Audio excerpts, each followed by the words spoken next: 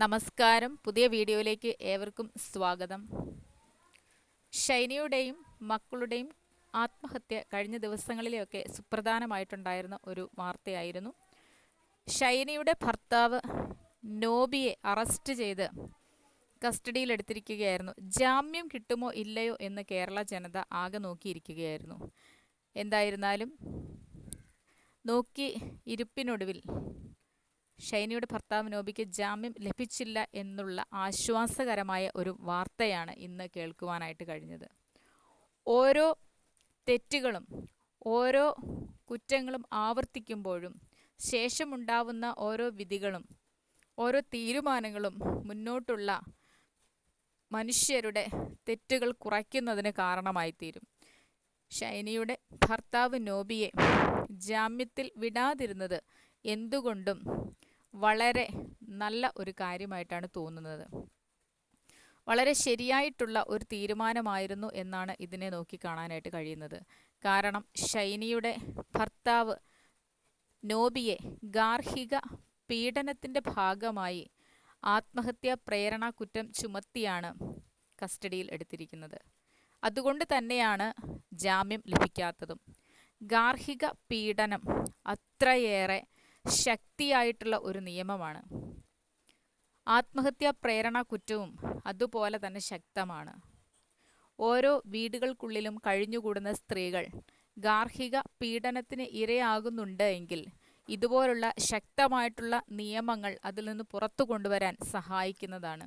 പക്ഷേ മരണം ഒന്നിനും ഒരു പോംവഴിയല്ല.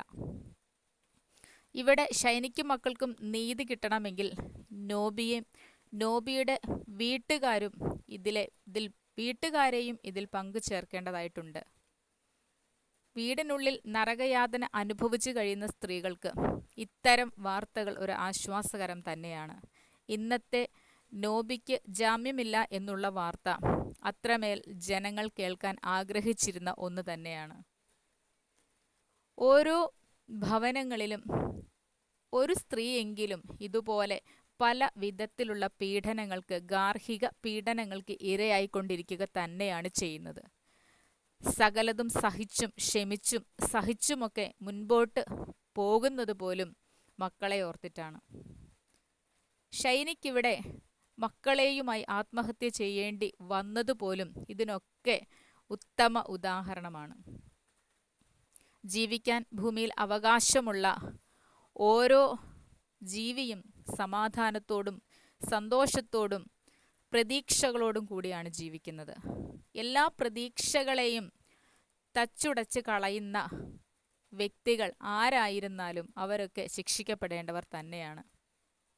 ഷൈനിയുടെ പിതാവിനും ഇതിൽ പങ്കുണ്ട്.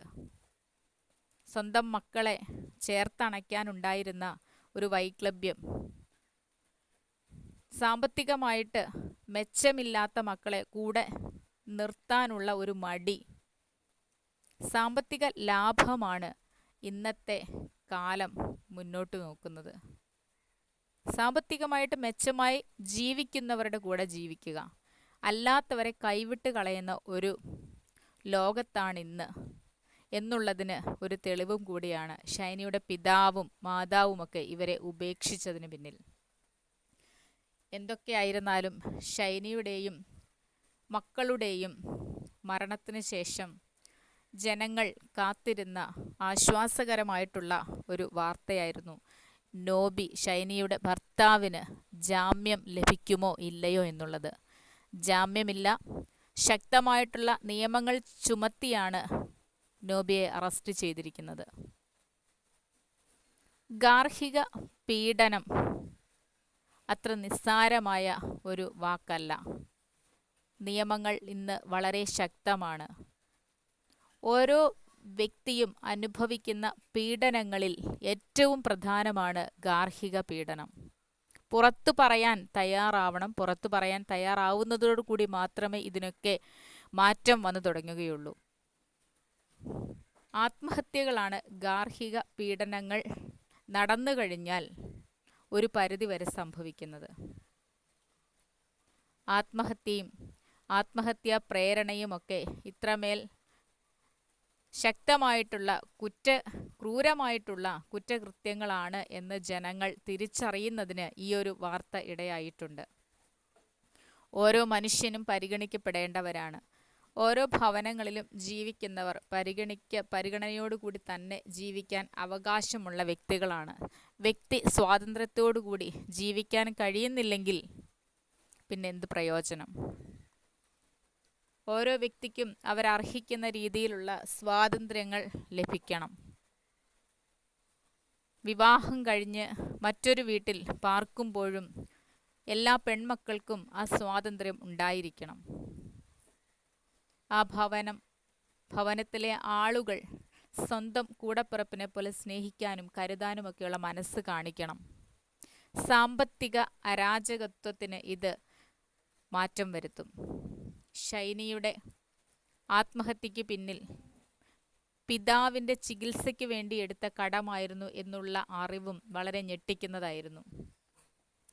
പിതാവിൻ്റെ ചികിത്സയ്ക്കായി കണ്ടെത്തിയ പണം തിരികെ കൊടുക്കാൻ കഴിയാത്ത സാഹചര്യത്തിൽ, കുടുംബശ്രീയിൽ നിന്നെടുത്ത പണം തിരികെ കൊടുക്കാൻ കഴിയാത്ത സാഹചര്യത്തിലാണ് ഷൈനിക്കും മക്കൾക്കും ആത്മഹത്യ ചെയ്യേണ്ടി വന്നത്.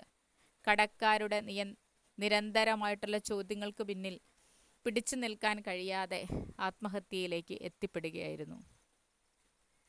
സ്വന്തം ഭർത്താവിൻ്റെ പിതാവിനെ സംരക്ഷിക്കുന്നതിൽ മാന്യത കാണിച്ചിരുന്ന ആ ഷൈനിക്കും മക്കൾക്കും ദാരുണ അന്ത്യമാണ് സംഭവിച്ചത്.